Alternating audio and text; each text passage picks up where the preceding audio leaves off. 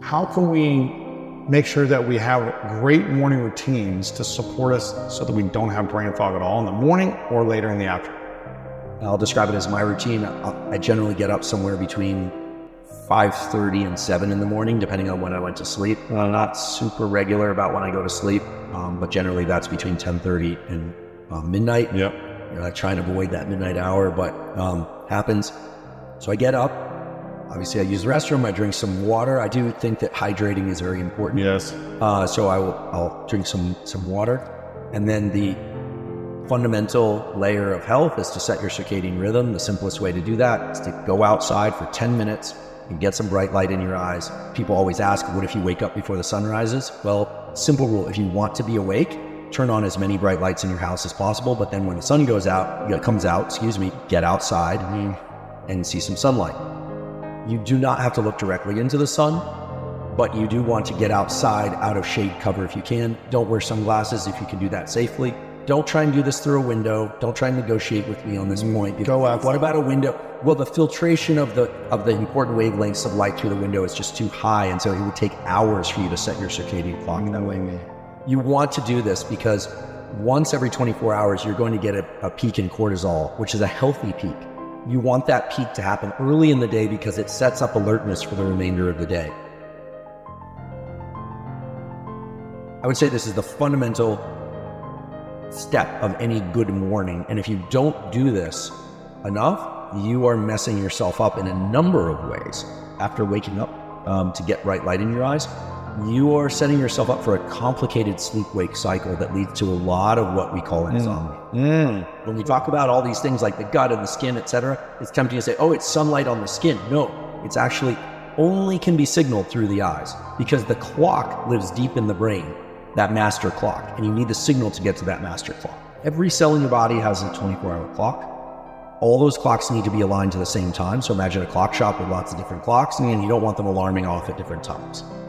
This sunlight viewing or bright light viewing early in the day, I would say within 30 to 60 minutes of waking up for about 10 minutes, or if it's very cloudy, maybe 30 minutes or so. That activates a particular type of neuron in the eye called the intrinsically photosensitive retinal ganglion cell. If people want to look that up, signals to the circadian clock, which is right above the roof of your mouth, but that is the master circadian clock that then releases a bunch of signals into your body. This all happens very fast, and every cell in your body gets tuned to the exact same time reference point so that your system can work as a nice concert of cells as opposed to out of whack. There are a lot of sources of brain fog. The most obvious one would be a poor night's sleep. And sleep, of course, being the most fundamental layer of mental and physical health. You don't sleep well for one night, you're probably okay. For 2 nights, you start to fall apart. 3, 4 nights, you're really a degraded version of yourself in every aspect. Emotionality is off, ability to do most anything is off, hormones start suffering. So sleep is fundamental. But assuming that you slept well, there are a number of things. One is your breathing patterns. We often get into discussions of breathing, but this is a slightly different one than we've had in the past.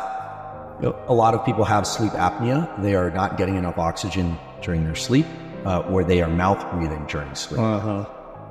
These days, it's become popular in some circles to take a little bit of medical tape and tape the mouth shut, and to learn to be a nasal breather. And there is excellent evidence now that being a nasal breather most of the time, as long as you're not speaking or eating or exercising hard enough that you would need to breathe through your mouth, that it's beneficial to be a nasal breather.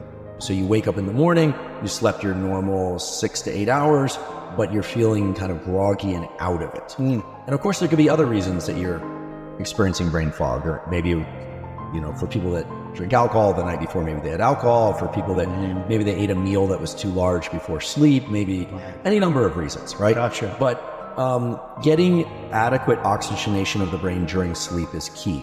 So learn to be a nasal breather. And for those of you out there that say, well, I have a deviated septum, a lot of people think they have deviated septums. The problem is they're not nasal breathing enough. The sinuses actually can learn to dilate if you nasal breathe.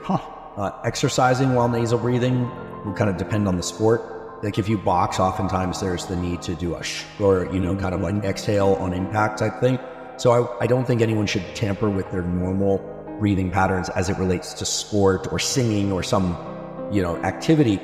But what I'm talking about is when you're just standing around, when you're walking down the street, any low-level activity, you're working at your desk, you should be nasal breathing and breathing regularly. There are really nice studies done by my colleagues in Stanford Psychiatry and Biology Department showing that if that cortisol peak starts to drift too late in the day, you start seeing signs of depression. It's actually a well-known marker of depression.